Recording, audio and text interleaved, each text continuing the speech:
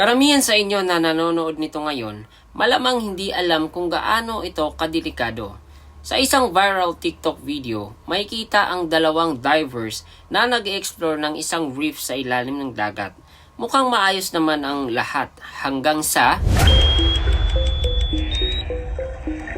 biglang may napakalakas at matinis na sonar ping na tumama sa kanila. Bigla silang napahinto at masasabi mong sinuwerte silang buhay pa sila.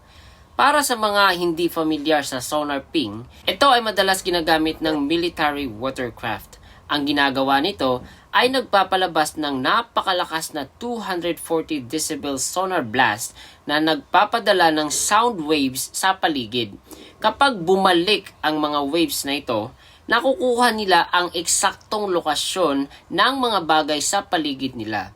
Pero ang problema, kung masyado kang malapit sa sonar ping na to, delikado ka. Kung sobrang lapit mo at tinamaan ka ng sonar blast, posibleng matunaw ang utak mo.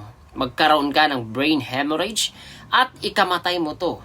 Kahit sa distansyang to kung saan tinamaan ng mga divers, malamang naramdaman nila ito sa buong katawan nila at siguradong napinsala sila ng matindi.